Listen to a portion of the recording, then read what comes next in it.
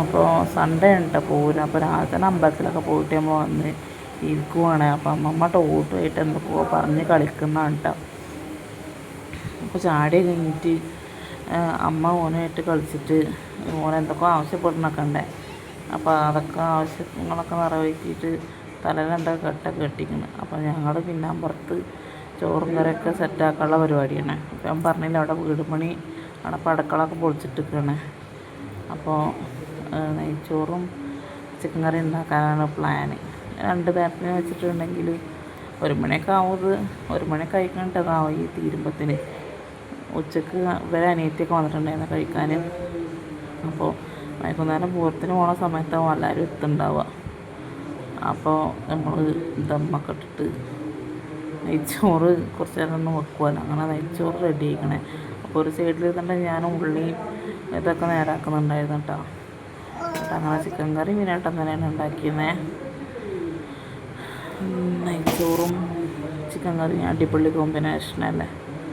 അപ്പോൾ ചിക്കൻ കറിയൊക്കെ നല്ല അടിപൊളി സെറ്റായി വന്നിട്ടുണ്ട് കേട്ടോ. ടേസ്റ്റ് തരം ചിക്കൻ കറിയൊക്കെ ആയിട്ടുണ്ടായിനെ. അപ്പോൾ ഞാനവിടെ നിന്നിട്ട് തൈര് ആക്കുന്നുണ്ടായിരുന്നേ. അതിന് ശേഷം ഞങ്ങൾ മേമേൻ്റെ വീട്ടിലൊന്ന് പോയിട്ടാണ്.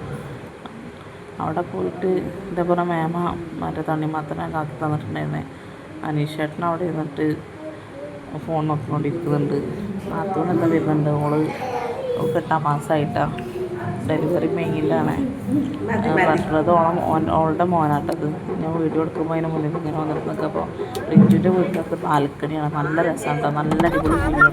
അപ്പോൾ ഞാൻ ഡ്രസ്സാണ് കൊണ്ടുപോയിട്ടുണ്ടായിരുന്നേ. അവിടുന്ന് ഡ്രസ്സൊക്കെ എടുത്ത് നമ്മൾ മാറ്റി പൂരത്തിന് പോയി. പൂരമല്ല കേട്ടോ സത്യം പറഞ്ഞാൽ വേലയാണ് വേല.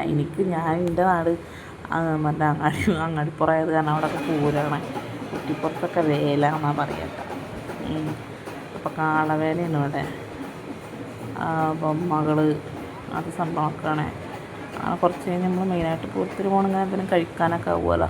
അപ്പോൾ ഞങ്ങൾ ഒരു സെറ്റ് മറ്റേ ചോക്കോബാർ കഴിച്ചിട്ടാണ്.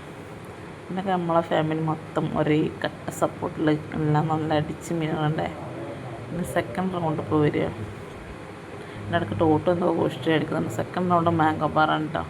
അതിൻ്റെ ഇടയ്ക്ക് ചോക്കോബാറും ഉണ്ട്, മാംഗോ ബാറും അടിച്ച് മീനുണ്ട് എല്ലാവരും കേട്ടോ. അങ്ങനെ നല്ല രസമായിരുന്നു. കുറേ തമാശകളും അതും ഇതൊക്കെ പറഞ്ഞുകൊണ്ട് നിൽക്കുന്നുണ്ടായിരുന്നു. പിന്നെ ഒരു അടിപൊളി ഐറ്റം വന്നുവേ. ഒരു അടിപൊളി അതിനെ കണ്ണൂരൊക്കെ ഞാൻ കണ്ടിട്ടുള്ളത് കേട്ടോ. തെയ്യത്തിന് ഞാൻ തീൻ്റെ പരിപാടി എല്ലാവരും ഒരേപോലെ നോക്കി നിൽക്കുന്നുണ്ടായിരുന്നു കേട്ടോ.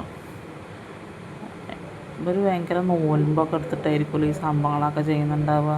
കാരണം തീ പ്രകടനം ആ വേഷമൊക്കെ ഇടുമ്പോൾ അത്യാവശ്യം നോമ്പും പൊളിയൊക്കെ വേണ്ടി വരില്ലേ. നെക്സ്റ്റ് വേറെ ചങ്ങായി നോക്കിക്കട്ടോ. ഒരു കാലിൽ കറങ്ങുന്ന പോലെ ഉണ്ടല്ലേ. ഭയങ്കര തല കറങ്ങൂലമ്മോ. ഗരുഡനാണ്, ഗരുഡൻ. പിന്നെ ശിങ്കാരിമേളൊക്കെ വന്ന് നല്ല അടിപൊളി കുറേ വരവുണ്ടായിരുന്നേ. അത്യാവശ്യം നല്ല വരവുണ്ട്. 9 മണി വരെ എങ്ങാണ്ട് വരവുണ്ടായിരുന്നു. ആ കൂടുതലവിടെ കിടന്നിട്ട് കുട്ടിനനുസരിച്ച് ഡാൻസ് കളിക്കുന്നേ. പിന്നെ നമ്മൾ ഒരു വെടിമരുന്നോടെ സമാപ്തിയായി എന്നൊക്കെ പറയും. പക്ഷെ അങ്ങനെയല്ല, അത് കഴിഞ്ഞിട്ട് വരവൊക്കെ വന്നിട്ടുണ്ടായിരുന്നു കേട്ടോ. പിന്നെ നമ്മൾ വീട്ടിൽ വന്നിട്ട് എല്ലാവരും കൂടിയിട്ട് കഥകൾ പറയുന്നു കേട്ടോ. എല്ലാവരും കുറേ ദിവസം കൂടി കാണുന്നില്ല. അപ്പോൾ ഉള്ള സ്ഥലത്ത് ഇരുന്നിട്ട് എല്ലാവരും കൂടിയിട്ട് ഫുള്ള് കളി. അപ്പോൾ കുട്ടികളൊക്കെ പുറത്ത് മുറ്റത്തിരുന്നിട്ട് ഭയങ്കര കളി കേട്ടോ. ആയിരത്തിന് ഒരു ക്രിക്കറ്റ് കളി, ഓരോ കാർമാതിക്ക് വരുന്നേ. അങ്ങനെ എന്നിട്ട് എല്ലാവർക്കും ഫുഡ് നമ്മളെ നെയ്ച്ചോറും ചിക്കൻ കറിയും ഭീഷ്മത അവിടെ ഇരുന്നിട്ട് എല്ലാവർക്കും ആ കുടുംബം വാരി കൊടുക്കുന്നുണ്ട്. അമ്പത് കൂടി ഇരിക്കുന്നുണ്ട്, എല്ലാവരും അവിടെ ഇരിക്കുന്നുണ്ട്. പിന്നെ അപ്പോൾ വലിയ ആൾക്കാർക്ക് നമ്മൾ മറുത്ത് മേശിട്ടിട്ട് അവിടെ ഇരുന്ന് നിൽക്കുന്നുണ്ട്. റിഞ്ചു മേശിന് ലൈറ്റ് കാരണം ഇങ്ങനെ ഇതാക്കണം. പിന്നെ കുട്ടികൾ ഫുഡ് കഴിച്ചതിന് ശേഷം കളി തന്നെയായിരുന്നു കേട്ടോ. അന്നത്തെ പൂരത്തിൻ്റെ വിശേഷം ഇവിടെ കഴിഞ്ഞു. എല്ലാവർക്കും ഗുഡ് നൈറ്റ്.